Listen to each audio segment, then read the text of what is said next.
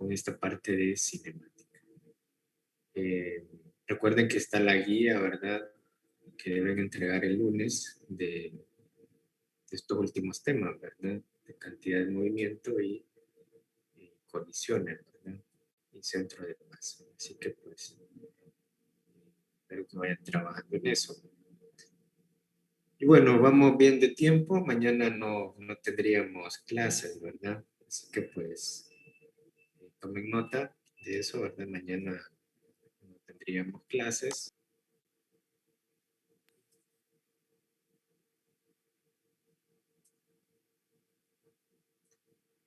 Bueno, esta presentación ya se las coloqué ahí en el campus, así que ya la tienen pues ahí, búsquenla en tercera unidad. Ahí aparece pues ya esta presentación que corresponde a cinemática rotacional. Bueno, esta presentación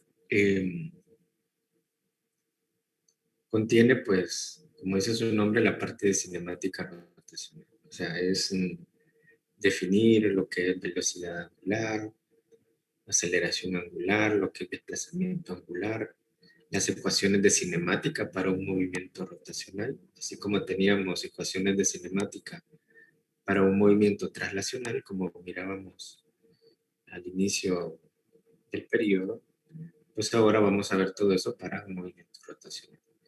Y van a ver que prácticamente es lo mismo, ¿verdad? Nada más que ahora hay cambios en las variables, ¿verdad? Ya, digamos, la velocidad ya no es se representa con una B, ni la aceleración con una A. Vamos a ver que hay nuevas variables para representar lo que son esas nuevas cantidades, ¿no?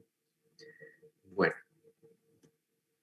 entonces vamos a comenzar definiendo pues esta parte de rotación de cuerpos rígidos, que aquí sí que creo que se titula el capítulo en el libro, ¿verdad? Capítulo 9, le vuelvo a repetir.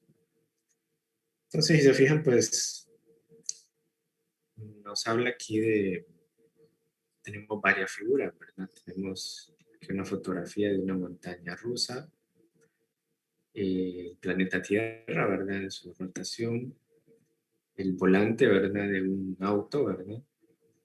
Un disco, ¿verdad? Dando vueltas, de nuevo el movimiento, rotación de la Tierra, y aquí una rueda, ¿verdad? Que está girando sobre un eje, ¿verdad?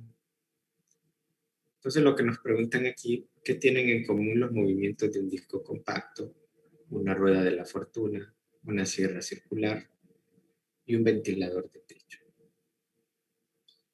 Entonces se fijan el título, rotación de cuerpos rígidos. ¿Por qué hacen mucho énfasis en que tiene que ser cuerpo rígido? Porque, digamos, un cuerpo rígido, al momento de girar, pues no se deforma, ¿verdad? Mantiene su forma. Pero si no fuera un cuerpo rígido, por ejemplo, un cuerpo blando, por decirlo así, pues cuando empiece a rotar, se va a deformar, ¿verdad? Va a cambiar su forma. Entonces ya eso pues está fuera de nuestro alcance, ¿verdad? Del análisis. Ya es un análisis más complicado, ¿verdad? El analizar ese tipo de objetos. Por eso hace mucho énfasis en cuerpos rígidos. Lo que trata de decir es que son cuerpos que están en rotación y no se deforman, ¿verdad? Mantienen su forma al momento de estar girando. Bueno, entonces, ¿qué contestarían a la pregunta, jóvenes? ¿Qué tienen en común los movimientos de un disco compacto, una rueda de la fortuna, una sierra circular y un ventilador de techo? ¿Qué sería lo común para todos esos movimientos? Que tienen un eje de rotación. Bueno, como hablaron al mismo tiempo, no entendí qué es lo que... Solo escuché rotación al final.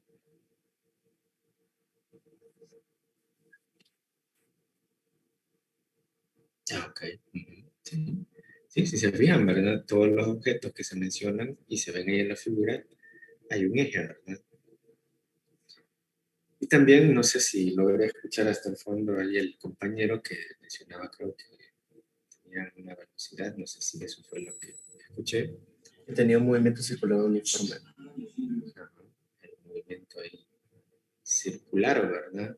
¿Sí? Hay una rotación, ¿verdad? Un eje, según lo que nos han mencionado. Entonces, si se fijan, todos esos objetos tienen esas características. Entonces, ninguno dice aquí puede representarse adecuadamente como un punto de movimiento. O sea, lo que nos está tratando de decir es que no podemos representarlo como la cinemática traslacional que conocemos. Todos implican un cuerpo que gira alrededor de un eje fijo, ¿sí? Como mencionó la compañera, ¿verdad? Todos giran alrededor de un eje que está fijo en algún marco de referencia inercial. Entonces, esas serían las dos características, comparándolo con los movimientos que hemos visto anteriormente, ¿verdad? Antes, cuando analizábamos la cinemática traslacional, pues era un objeto que se movía de un punto A a un punto B. Aquí el objeto no se mueve de un punto A a un punto B, ¿verdad? Está fijo, como dice ahí en un eje, ¿verdad? ¿Sí? Entonces, esa es una de las características que tienen estos movimientos. Entonces, aquí tenemos la figura muestra un cuerpo rígido, en este caso la aguja indicadora de un velocímetro, ¿sí? Que gira alrededor de un eje fijo, ¿sí? Eso sería pues lo que nos muestra ahí eh, la pregunta que nos hace aquí en el chat. Dice: todos los temas que veremos serán siempre en marcos de referencia inerciales. Correcto, siempre todos los problemas serán en marcos de referencia inerciales, ¿no? ¿Sí? Si usamos referencias no inerciales, ya eso es un análisis un poquito más complicado, ¿verdad? Porque implica que hay varios observadores que ven desde diferentes puntos de vista, y entonces ahí la cosa se vuelve más complicada, ¿no? Que sean diferentes sistemas de coordenadas. Brian pregunta: ¿el eje de rotación es el centro de masa de los cuerpos? Por lo general, Brian, así sería, pero vamos a ver más adelante que no necesariamente, ¿verdad?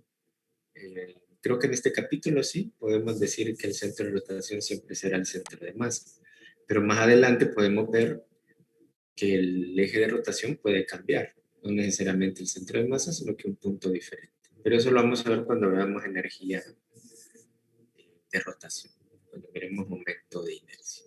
Por el momento sí, podemos decir que el eje de rotación siempre está en el centro de masa. Pero si se fijan aquí en este dibujo que nos dan, la aguja gira con respecto a un punto en el eje, en un punto en el extremo, no necesariamente en el centro de masa.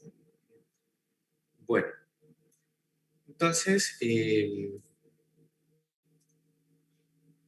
tenemos ahí esa aguja indicadora, ¿verdad? Dice que una forma de describir este cuerpo sería elegir un punto específico P del cuerpo y seguir la pista en sus coordenadas X y Y. Y eso es lo que hacen, ¿verdad? Si se fijan la aguja en el punto P, casi en la punta de la aguja, pues tenemos ese punto P que gira, ¿verdad? En el sentido contrario a las manecillas del reloj, ¿verdad? Entonces, eso sería pues una manera de describir ese movimiento, ¿verdad? Colocar un punto específico en el cuerpo para describir el movimiento. Como ven aquí, me dice pues que describe un ángulo teta, ¿verdad? Dependiendo pues de cómo es la rotación de ese objeto. Bueno, entonces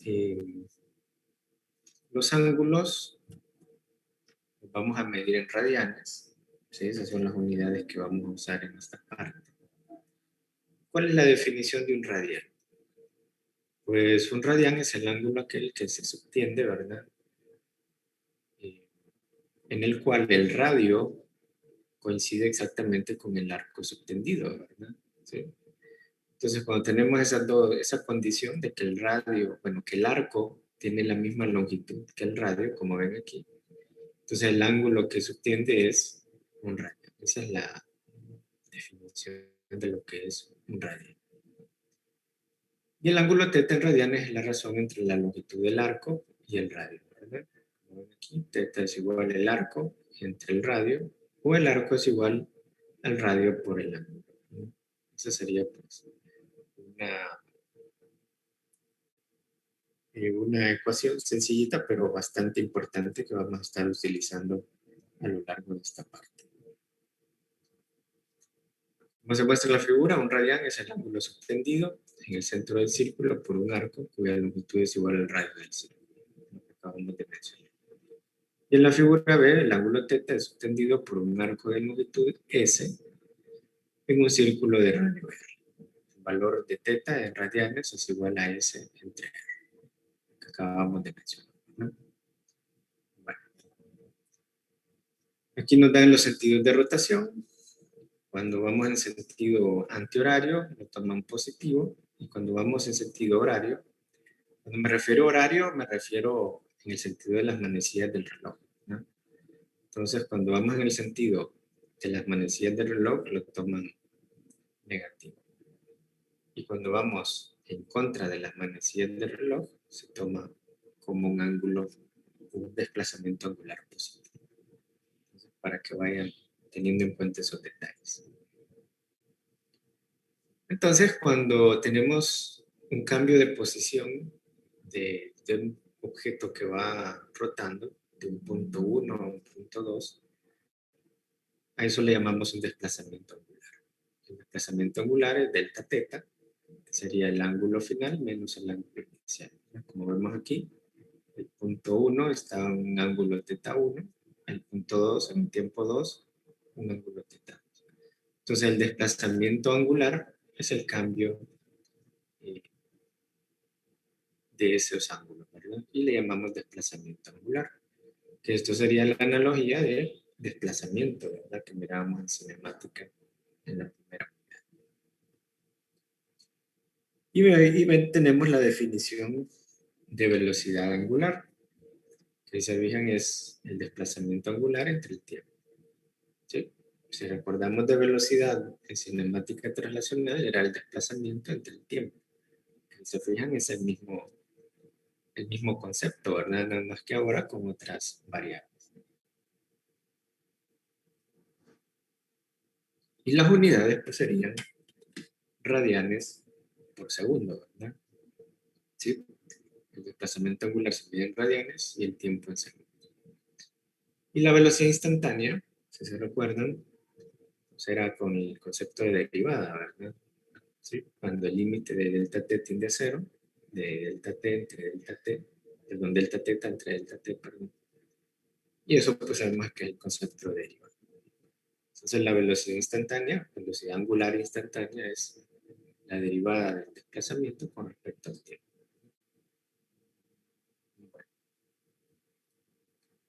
¿Y cuál es el sentido, verdad, que tienen esas velocidades? Pues la velocidad angular es una cantidad vectorial. Entonces ven aquí los sentidos. Con la regla de la mano derecha se puede saber el sentido que tiene la velocidad angular. Entonces, si se fijan, la velocidad angular va a lo largo del eje Z, ¿verdad? Si va en sentido, dijimos, antihorario, dijimos que va a ser el ángulo positivo, y la velocidad angular también positiva. Si el sentido de rotación es antihorario, perdón, horario, dijimos que, bueno, en este caso va a ser negativo, ¿no? La velocidad angular y que va a lo largo del eje Z, hacia arriba o hacia arriba positivo y hacia abajo negativo. O sea que la velocidad angular no, en su término de vector, va en ese sentido. Así que si me piden dibujar, ¿verdad? En sentido de las velocidades, pues ya saben cómo hacerlo. Entonces, si tenemos velocidad angular, debemos tener también una aceleración angular, ¿verdad? Como mirábamos en cinemática, para que haya aceleración, debe haber un cambio en la velocidad. Lo mismo aquí. Vemos esta rueda que va girando con una velocidad angular en un tiempo 1. Y en un tiempo 2 su velocidad angular es diferente, ¿verdad? Entonces, si cambia la velocidad angular, se produce una aceleración angular. Cuando una persona pedalea una bicicleta con más intensidad para hacer que las ruedas giren más rápidamente o aplica los frenos para detener las ruedas, genera una aceleración angular sobre estas. También se produce una aceleración angular cuando se modifica la rapidez de rotación de una pieza giratoria de una maquinaria. Entonces, igual, ¿verdad? Para que haya aceleración, debe haber un cambio en la velocidad angular. Y se define de esta manera. La aceleración angular se representa con la letra griega alfa. Sería la velocidad final menos la inicial entre el cambio de tiempo. La variación o el cambio en la velocidad angular entre el tiempo. Y las unidades serían radianes sobre segundos al cuadrado, ¿no? Esas serían las unidades de aceleración angular. La aceleración angular instantánea, pues igual, ¿verdad? El límite cuando delta t tiende a cero, del cambio de velocidad entre el cambio de tiempo, que es la definición de derivada, ¿no? Entonces, la analogía entre las variables, si comparamos estas variables con la cinemática translacional, que tenemos teta, esto es gamma minúscula, si no me equivoco, ¿verdad? Y este es alfa. Entonces sería x, velocidad y aceleración. Entonces, la x, pues relacionado con el desplazamiento angular, la velocidad angular con la velocidad translacional, y alfa, que es la aceleración angular con la aceleración translacional que vimos, ¿verdad? Entonces, para que vayan viendo la relación, ¿verdad? Que hay entre, o la analogía, ¿verdad? Entre la cinemática translacional y la rotación. Entonces, aquí en esta parte, pues, la presentación se dedica a hacer la deducción de las ecuaciones de cinemática. Entonces, vemos que la velocidad angular y la velocidad son cambio de posición en el tiempo. La aceleración son cambios de velocidad con respecto al tiempo, ¿verdad? Si la aceleración va en un sentido y la velocidad en el otro, sabemos que desacelera, ¿verdad? Si van en el mismo sentido, la velocidad pues aumenta, ¿verdad? Sí, o disminuye, ¿verdad? Dependiendo de los sentidos de la aceleración y la velocidad. Igual como en la parte de cinemática translacional. Entonces vamos a tener las ecuaciones de cinemática rotacional, que aquí, como les decía, se dedica a la deducción. Parten de la aceleración, que es la derivada de la velocidad angular con respecto al tiempo. Luego hacen la integral de la velocidad inicial a la velocidad final y llegan a esta ecuación, que se fijan, pues ya es conocida por ustedes, ¿verdad? Si lo comparan con la cinemática translacional. ¿Se acuerdan que en la cinemática translacional era velocidad final igual a la velocidad inicial más aceleración por tiempo? Y ahora es la misma ecuación, nada más que ahora con cantidades angulares, ¿verdad? Velocidad angular final igual a la velocidad angular inicial más aceleración angular por tiempo. Luego sustituyen eso de esta manera. No voy a entrar mucho en detalle en la deducción, ¿verdad? Ahí tienen la presentación si quieren entrar en detalles. Entonces hacen esta ecuación, la integran para encontrar el desplazamiento angular en términos de la velocidad y la aceleración y llegan a esta ecuación. Que se fijan, pues también es igual a la cinemática translacional. Teta final igual a teta inicial más velocidad angular inicial por el tiempo más un medio de la aceleración angular por el tiempo al cuadrado. Que si se fijan, la forma es idéntica a la de la cinemática translacional, ¿verdad? X final igual a X inicial, velocidad inicial por tiempo más un medio de la aceleración por el tiempo. Y bueno, también tenemos esta que si se recuerdan es la que no tiene tiempo, expresada en términos de los cuadrados de las velocidades, la aceleración y el desplazamiento angular. Y luego esta otra que no tiene aceleración, pero si recuerdan esto es la velocidad media para un movimiento acelerado, ¿verdad? En este caso para un movimiento rotacional acelerado. Entonces ahí tenemos pues ya las ecuaciones de cinemática, rotación. Entonces aquí tenemos una comparación entre esos dos, entre esas ecuaciones.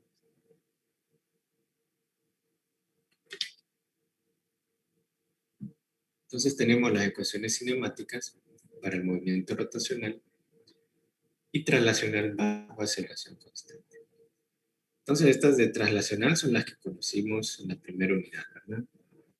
Y estas son las que vamos a usar ya en la tercera unidad. Si se fijan, las formas son las mismas, lo que cambian son las variables. Ahora en vez de x tenemos teta, el cambio en x era el desplazamiento, aquí el cambio en teta es el desplazamiento angular. Las velocidades ahora son velocidades angulares, la aceleración angular y el tiempo, ¿no? Entonces ven que las formas de las ecuaciones son las mismas. Lo que va cambiando es las variables, ¿verdad? Que ahora pues estamos representando un movimiento rotacional. Bueno, entonces eso sería la primera parte de este capítulo. Introducir estos nuevos conceptos y sus respectivas ecuaciones, ¿no? Entonces, pues ya como conocemos la lógica, ¿verdad?, de resolver problemas de cinemática traslacional, pues cinemática rotacional no tiene mucha diferencia, ¿verdad? Solo es de irse familiarizando con estas nuevas variables. Bueno, entonces, veamos un problema sencillo para ir, como les decía, familiarizándonos con estas nuevas variables. Recuerden que estamos ya en el capítulo 9, entonces tenemos el problema 11. Entonces veamos.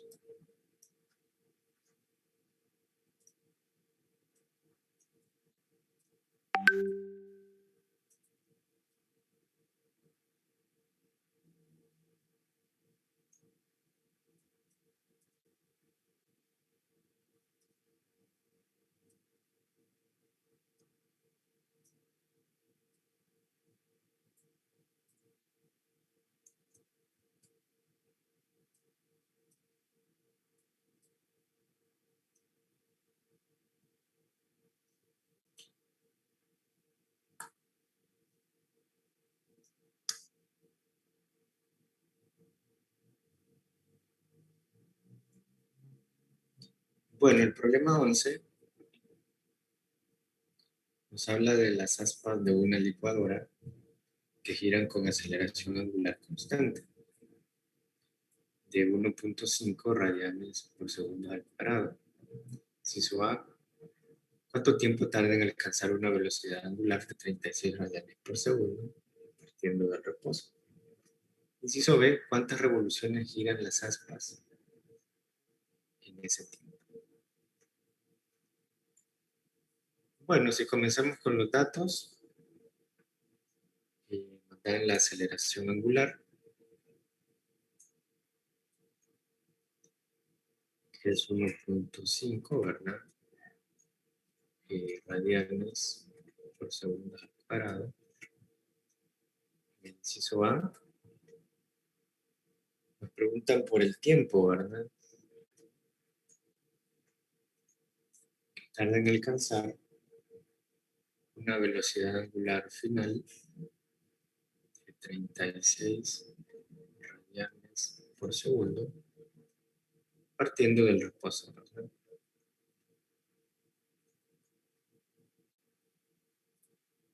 Y en el inciso B, ¿cuántas revoluciones, ¿verdad?, giran las aspas en el tiempo? O sea, queremos encontrar el desplazamiento angular, pero ¿cuántas revoluciones, ¿verdad? ¿Cuántas revoluciones dan en ese tiempo? Bueno, entonces, comenzamos con el inciso A. Queremos encontrar el tiempo, tengo las velocidades y la aceleración. Si recordamos las ecuaciones de cinemática, teníamos velocidad angular final igual a la velocidad inicial angular más la aceleración angular por el tiempo. Si se fijan, conozco las velocidades, la aceleración, puedo encontrar el tiempo, ¿verdad? Esta sería 0, ¿verdad? La velocidad angular inicial. Entonces me quedaría velocidad angular final entre la aceleración igual al tiempo. Entonces sustituimos, la velocidad angular final es 36 radianes por segundo y la aceleración es 1.5 radianes por segundo.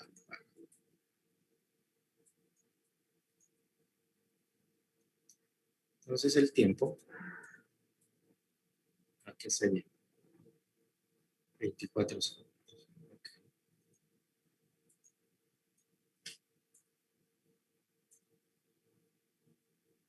Ese sería el tiempo que tarda en alcanzar esa velocidad, ¿no? Con esa aceleración angular. Entonces, si se fijan, pues, la misma lógica, ¿verdad?, de resolución de problemas de cinemática, ¿no? Colocar los datos y ver qué ecuación puedo aplicar.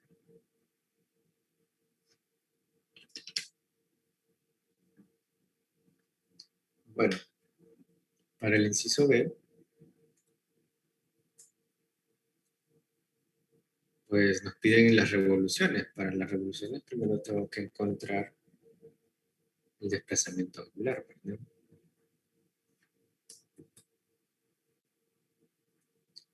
Entonces, para el inciso B, tengo las velocidades, tengo ya el tiempo, ¿verdad? Sí. Bueno, hay varias ecuaciones que podríamos aplicar, ¿verdad?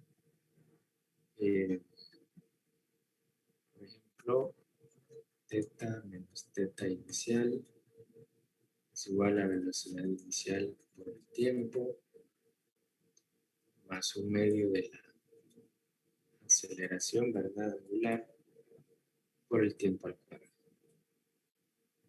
¿Sí? También podríamos usar la de la que no tiene tiempo, ¿verdad?, la velocidad al cuadrado. ¿Sí? Entonces, se fijan, pues, parecido a lo que vimos en cinemática traslación. Bueno, esto sería 0, ¿verdad? Entonces, el desplazamiento angular sería igual a un medio de la aceleración por el tiempo al cuadrado. La aceleración es 1.5 radianes por segundo al cuadrado y el tiempo de 24 segundos.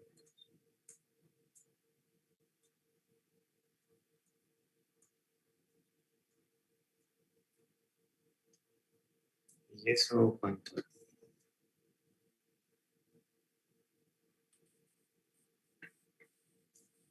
432 radianes.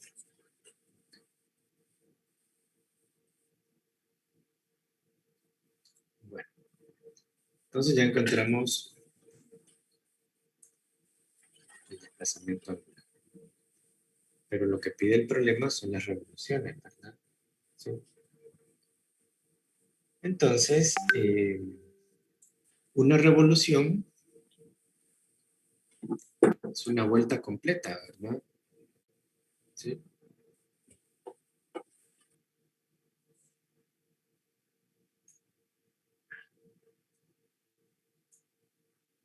tenemos ahí un círculo, ¿verdad? Tiene ahí, pues,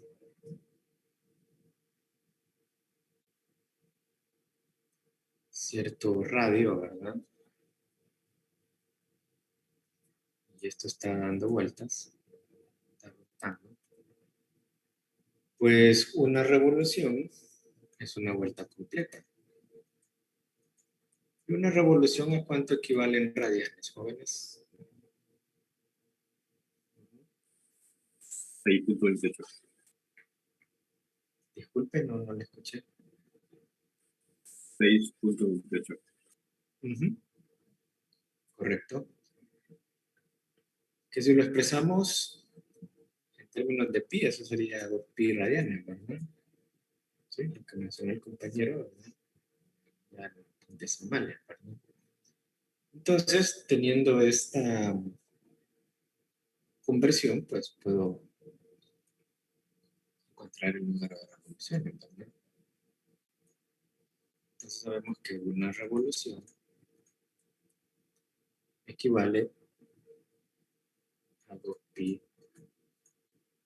radianes. Entonces, los radianes, entonces nos queda revoluciones.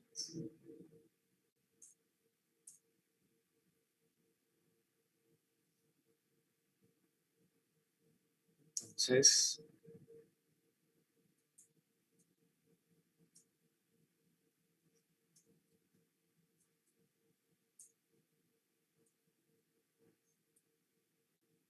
¿cuánto daría el desplazamiento angular ya en revoluciones?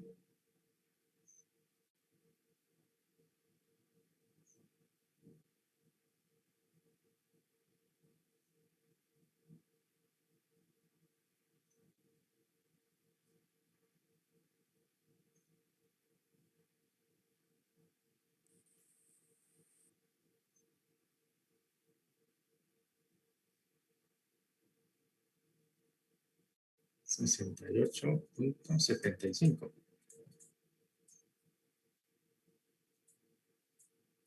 revoluciones, ¿verdad? Esa sería entonces la respuesta. O sea que en otras palabras, en un tiempo de 24 segundos, las aspas de esa licuadora dan casi 69 vueltas, ¿verdad? En 24 segundos. ¿Sí? Recuerden que una revolución es una vuelta completa, ¿verdad?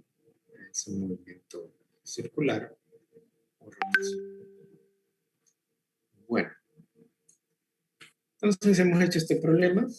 Un problema bastante sencillo, pero con el objetivo de mostrar un poco, ¿verdad? Eh, cómo se resuelven los problemas y ven que la lógica es la misma que usamos en cinemática translacional. Lo único que ahora hay que acostumbrarse, ¿verdad? A estas nuevas variables, ¿verdad? Saber distinguir qué es cada una. Y pues ya conocen ustedes la lógica de la resolución de los problemas, entonces pues no es nada nuevo ese tipo de resolución de problemas. Bueno, ¿alguna pregunta? ¿Estamos bien hasta ahí?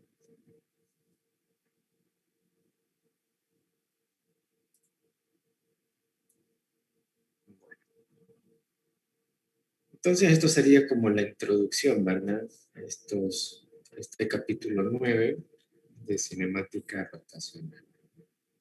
Entonces lo vamos a dejar aquí por hoy. Recuerden, mañana no tendríamos clases.